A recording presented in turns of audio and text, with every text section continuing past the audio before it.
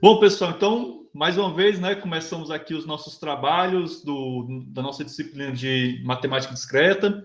Nosso assunto de hoje inicia uma nova etapa da disciplina, mas isso eu vou comentar com vocês com mais detalhes no segundo tempo, certo?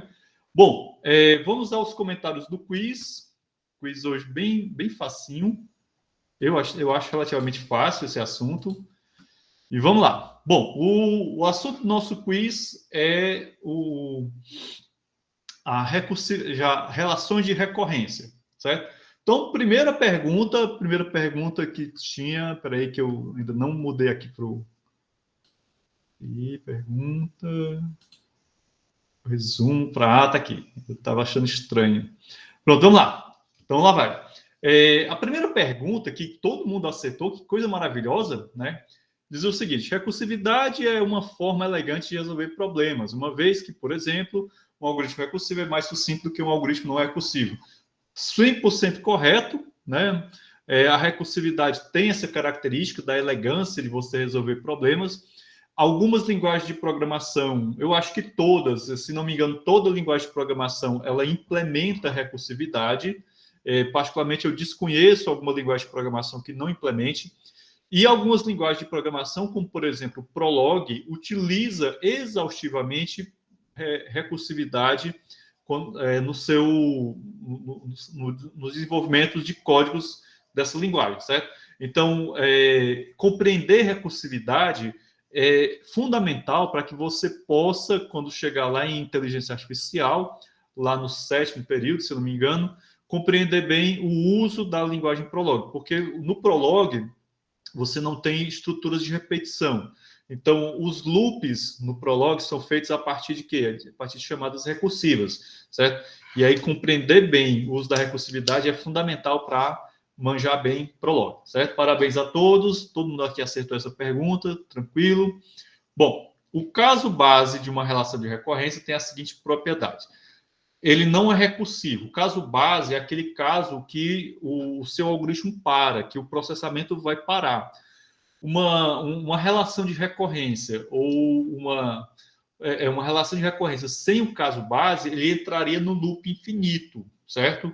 Então, esse é o ponto, digamos assim, mais importante do caso base, é essa questão de que se ele não existir, o processamento entraria no loop infinito. É o último caso a ser verificado, né? Nesse caso aqui, ele também não seria, certo? Aliás, esse último caso a ser verificado, eu até poderia assumir ela como mais ou menos certa, porque dependendo de como você executa uma determinada relação de recorrência, né? O caso base seria o primeiro a ser verificado. Mas, né? No geral, o que acontece? O caso base é o primeiro caso a ser verificado, certo? Então, de toda forma, realmente está equivocado aqui. Uma outra abordagem é que a gente poderia dar uma forçada de barra, né? Dizer, não, o caso base vai ser o último a ser verificado. Eu acho que tem até um exemplo que eu coloco para vocês lá não sei se foi no vídeo de pré-aula ou foi na gravação dos semestres passados, que eu faço uma execução a partir do último caso e a partir do primeiro caso, né? Então, a execução de uma relação de recorrência a partir do n, vamos dizer assim, um n igual a 5, né, por exemplo, o último caso que seria verificado seria o caso base, né? Certo? Mas isso aí é uma questão tão específica que não caberia aqui. É o primeiro caso a ser verificado, essa é a resposta 100% correta, vamos dizer assim, né? Então, parabéns aos 7 que acertaram. O caso recursivo impede que a relação de recorrência entre em loop infinito. Totalmente falso, né? O caso recursivo é uma chamada da relação de recorrência ela mesma. Quem vai exercer essa função de impedir que a relação de recorrência entre no loop infinito é, no caso, o caso básico que a gente já comentou ainda há pouco. Beleza? Bom, qual o valor de MM para o n igual a 6? Aqui era uma questãozinha basicamente de processamento, né, de escrever continhas, né? 885. Vamos só voltar lá para ver a imagem, porque eu queria só tecer alguns comentários sobre ela, certo? Vamos lá. Bom, seguinte. Aqui nós temos uma típica relação de recorrência, né? Então, o caso base é esse caso aqui. Então, se o n for igual a zero, lembrando que mn, você olha para esse daqui e precisa observar ele a partir da perspectiva de que isso é uma função, né? Então, essa função é uma função recursiva, certo? E o que ele vai retornar aqui, esse mn, é o valor dessa função, né? Dado um determinado n. Então, esse n a gente pode chamar de variável independente, né?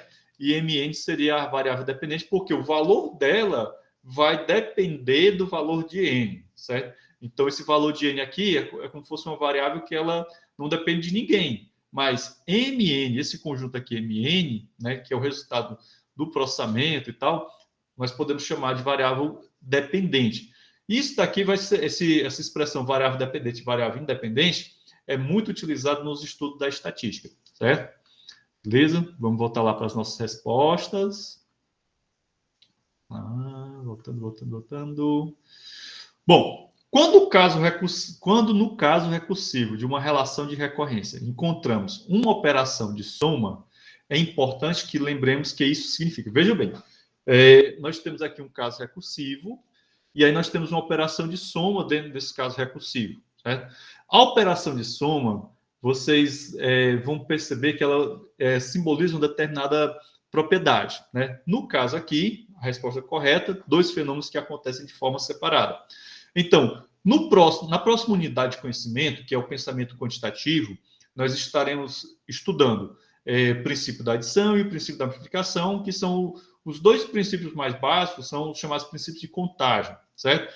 E aí, nessa parte do nosso estudo, vai ficar mais claro para vocês compreender essa questão, o que são esses dois fenômenos que acontecem de forma separada. Uma outra coisa interessante que a gente pode fazer analogia à operação de soma, a soma aritmética, é que a soma aritmética, a gente pode fazer uma associação dela com a disjunção da lógica de predicados, né? Eu acho que vocês devem estar lembrados que no semestre passado, no apagar das luzes da disciplina de lógica matemática, nós estudamos um pouco de álgebra booleana. E na álgebra booleana nós temos a soma booleana e o produto booleano, certo?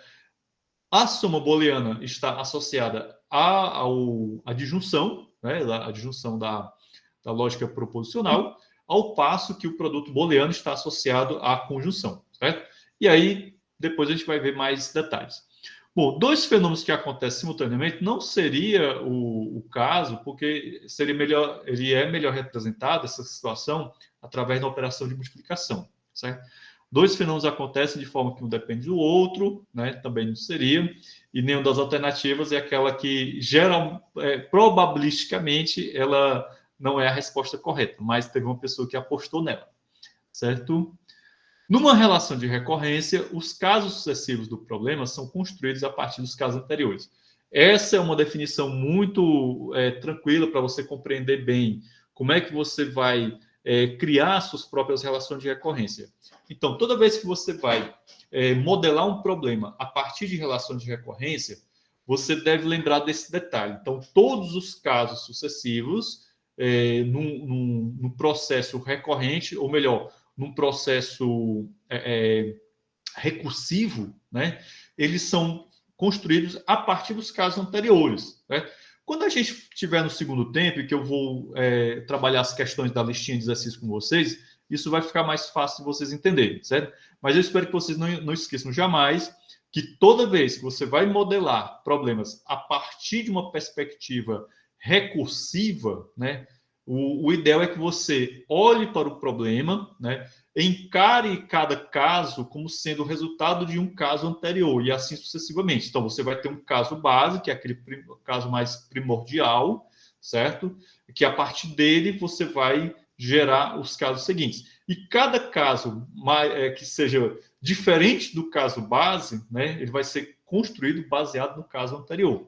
E no segundo tempo a gente comenta isso com mais detalhes. Bom, uma árvore binária é completa se todas as folhas têm profundidade n e todo vértice não folha tem 2 fios. Então, uma árvore binária é um tipo de grafo. Isso a gente viu no nosso estudo do capítulo anterior, né, que a gente estudou grafos vocês devem estar lembrados que um dos grafos que a gente trabalhou foi as chamadas árvores binárias. Bom, uma árvore binária ela pode ser completa ou não. Uma árvore binária ela é completa, né, de acordo com essa definição aí. Ela vai ter uma profundidade n, né, e todo vértice não folha ele vai ter 2 filhos.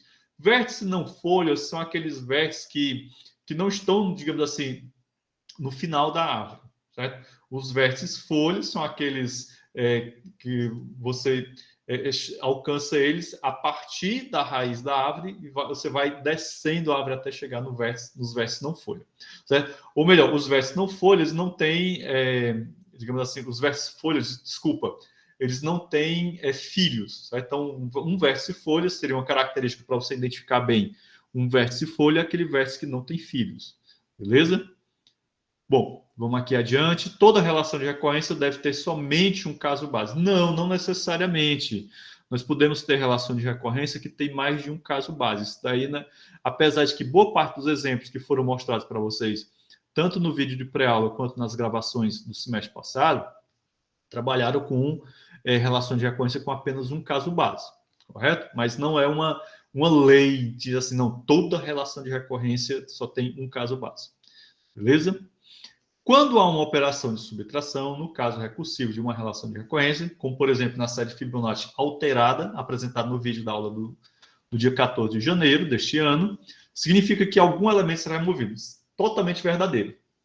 Especificamente sobre esse exemplo que foi apresentado no dia 14 de janeiro, eu queria lembrar de vocês o seguinte: a série de Fibonacci, do jeito que ela foi construída, ela não prevê a morte dos coelhinhos. Então, é como se os coelhinhos vivessem eternamente, né?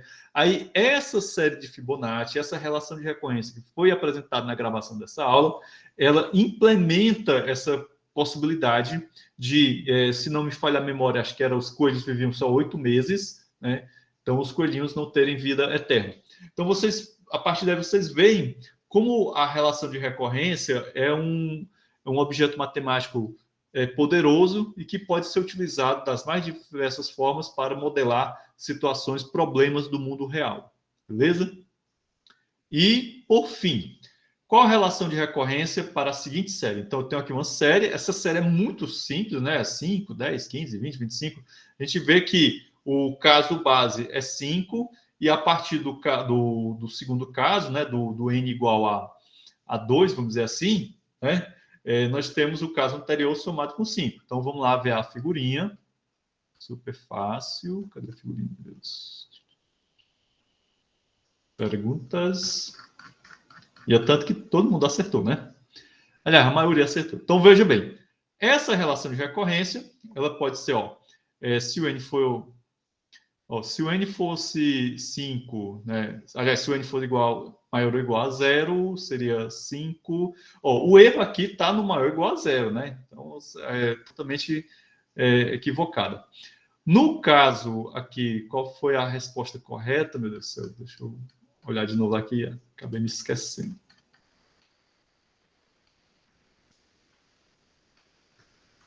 Resposta correta, opção 3. Vamos lá, só recordar aqui, porque às vezes dá um lapso na memória da gente. Pronto, opção 3. Vejam bem, nas demais opções, nessa primeira aqui, o erro estava considerar n maior ou igual a 0, né? Aqui nós temos o n igual a 0, certo?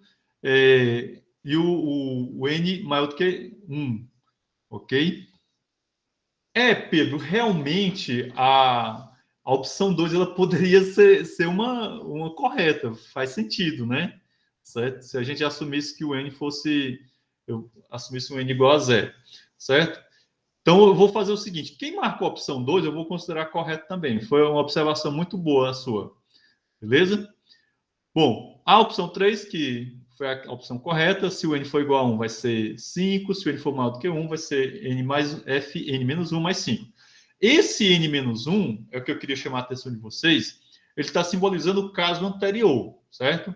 Entendido? E aqui o problema estaria justamente nesse maior ou igual a 1, tá bom? Então, levando em consideração a observação feita pelo Pedro Jorge, Quem tiver marcado a opção 2, eu vou considerar como certa também, certo? Beleza? Bom, gente, vamos aqui encerrar aqui a apresentação. Ver aqui as notas de vocês foi relativamente boas, né? Aqui no quiz, né? Ficou entre 7 e 10, né? Os pontos. Teve gente que 2 pessoas tiraram 10, 1, 9, 2, 8 e por aí vai. Então, notas boas. Bom, então vamos para aquele nosso momento de pausa, são 10h40, às 10h50 a gente está de volta para o nosso segundo tempo. Tranquilo? Então, encerrar aqui a gravação. Quem não tiver registrado a presença, que faça agora ou deixe para fazer no nosso segundo tempo. Dou-lhe 1, dou-lhe 2, dou-lhe 3, vamos interromper a gravação.